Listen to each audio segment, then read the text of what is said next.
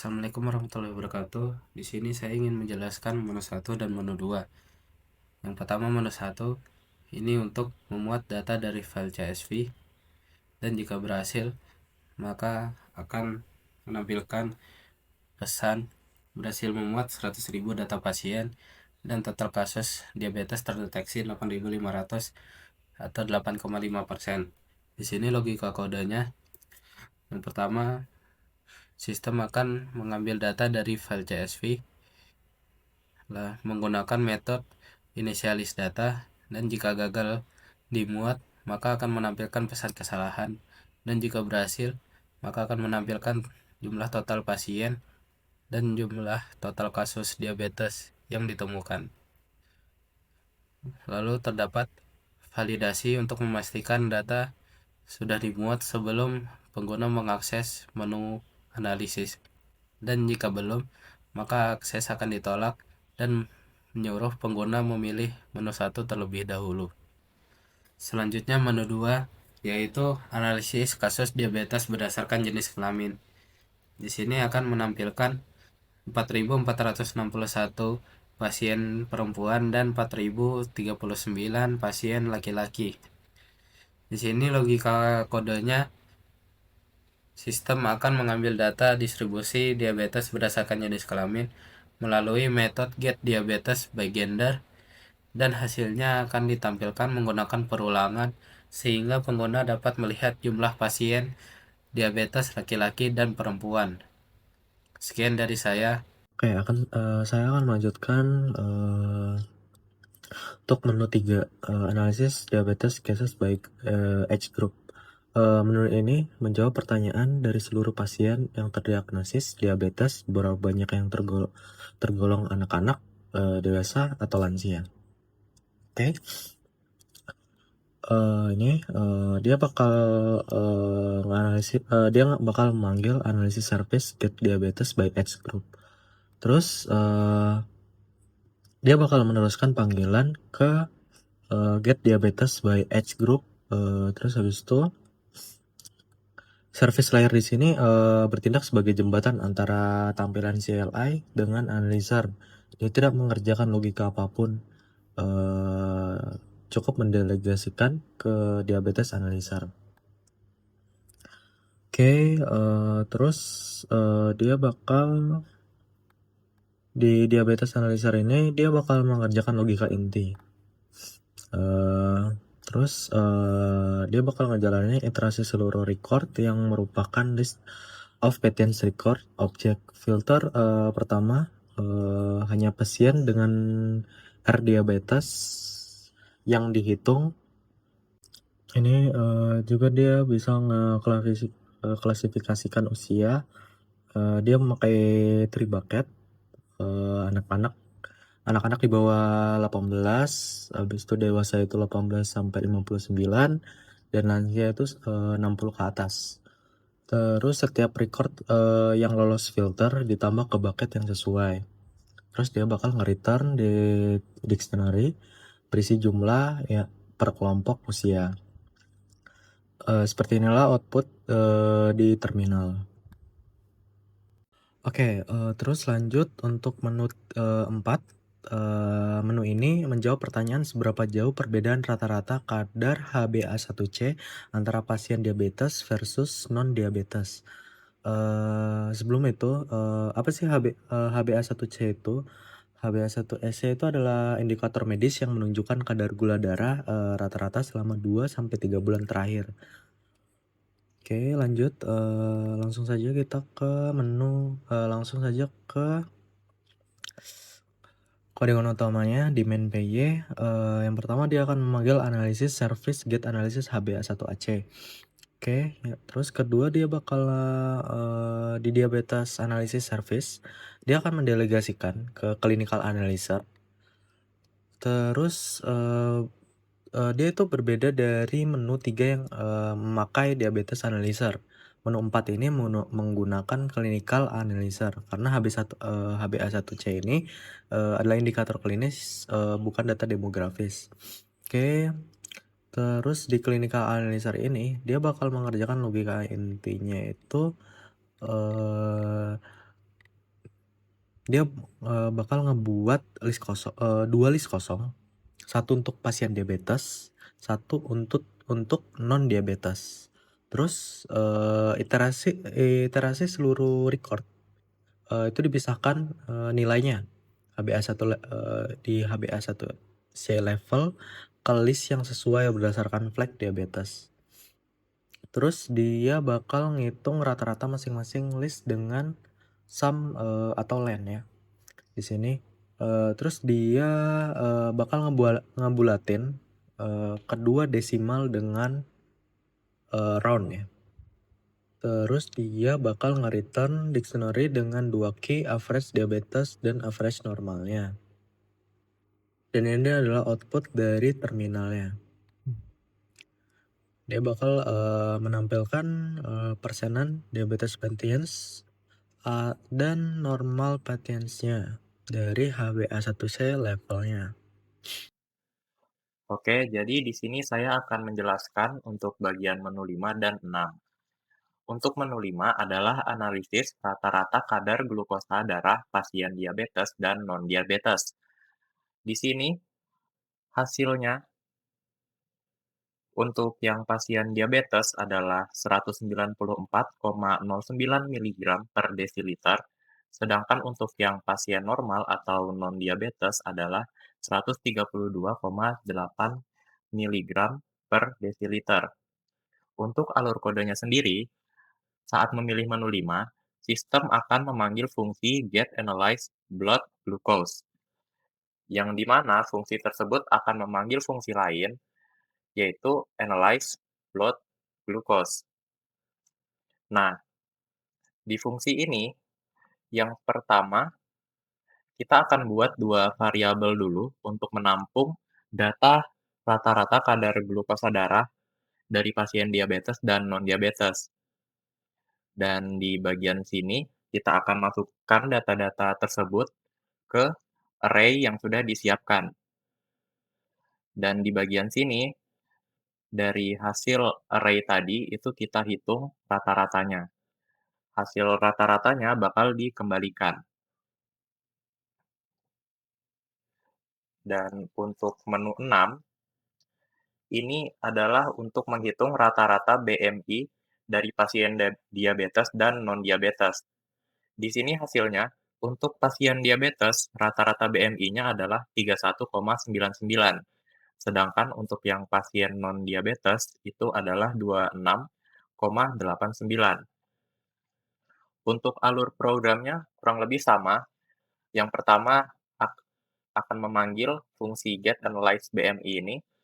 Fungsi ini akan memanggil fungsi lain, yaitu AnalyzeBMI, di mana fungsi ini akan menghitung juga rata-rata BMI dari pasien diabetes dan non-diabetes. Yang pertama kita buat dulu dua array-nya untuk memisahkan yang mana yang pasien diabetes dan tidak. Lalu kita lakukan perulangan untuk memasukkan data-datanya. Dan di sini kita akan hitung rata-rata dari data tersebut. Dan data tersebut akan dikembalikan. Oke, sekian untuk penjelasan saya. Oke, saya akan memberikan penjelasan untuk menu 7 dan 8.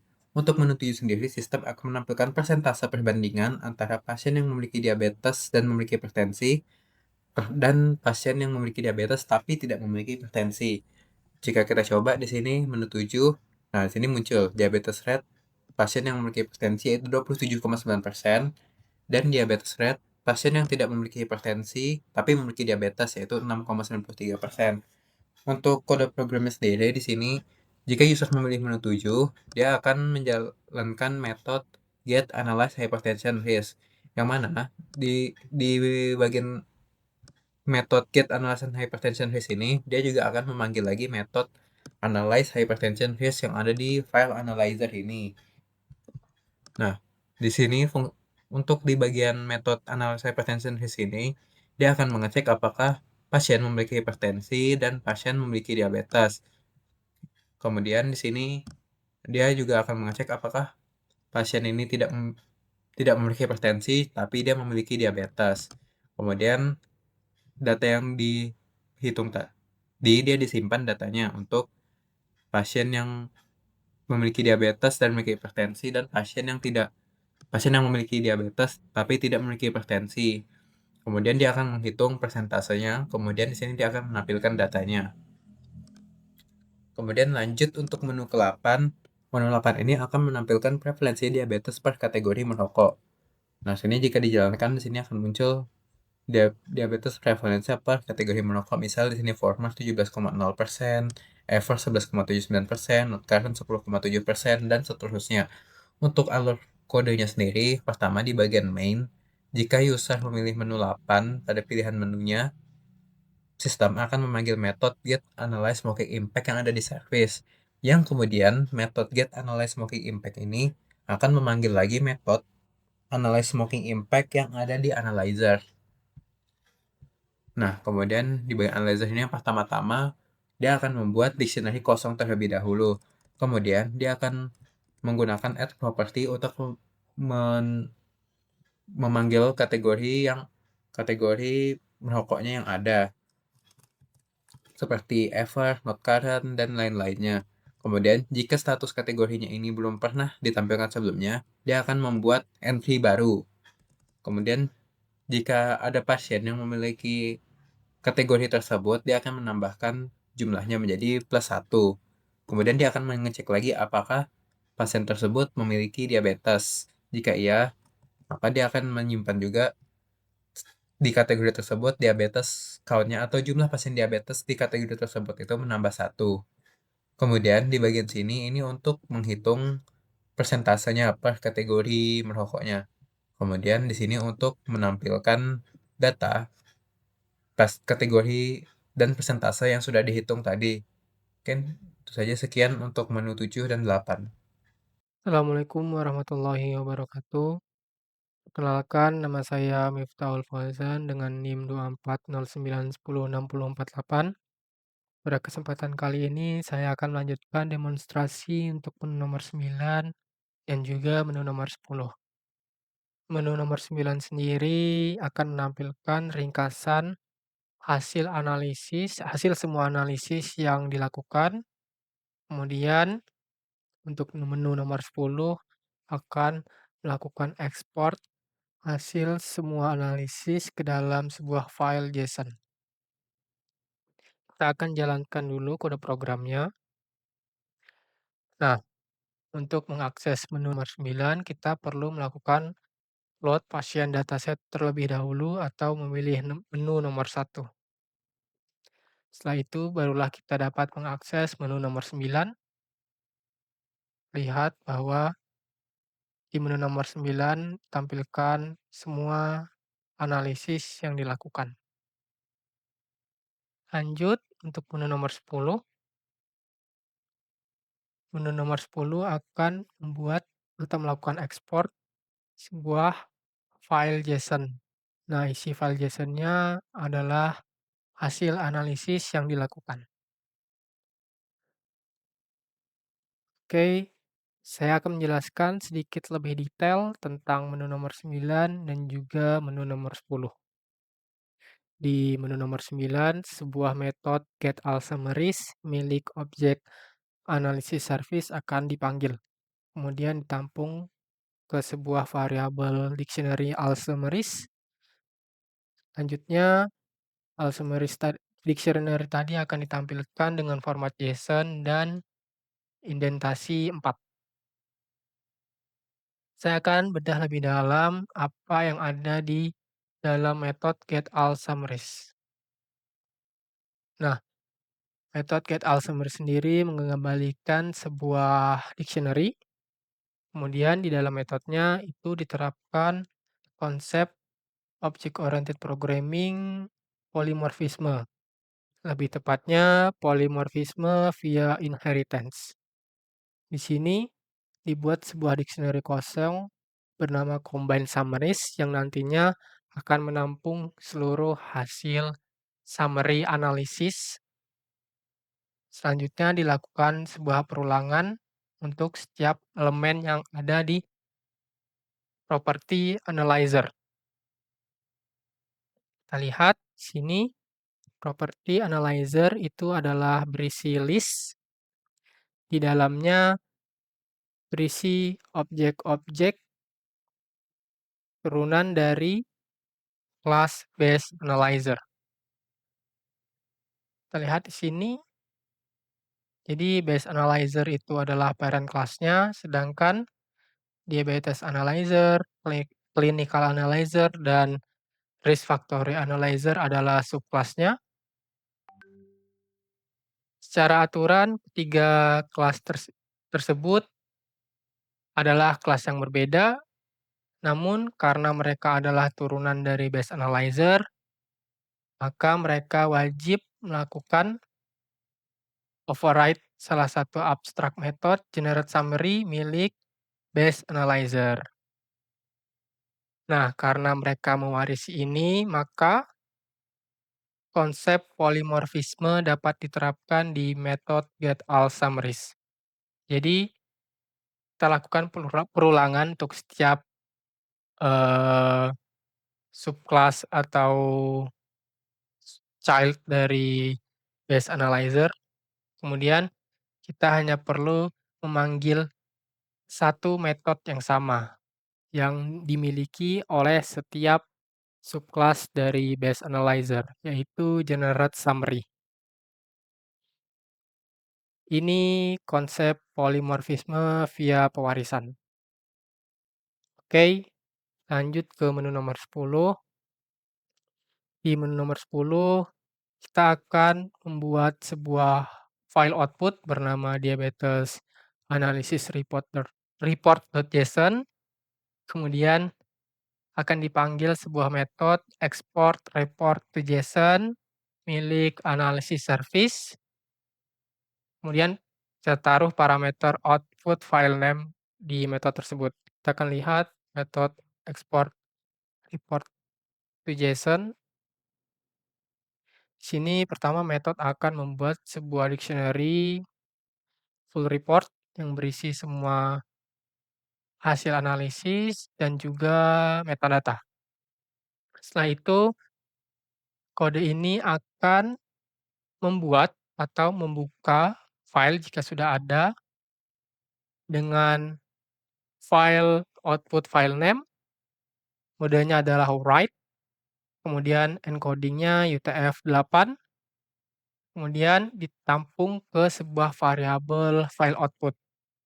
Nah, setelah itu kita tulis full report tadi ke dalam variabel output dengan indentasi 2.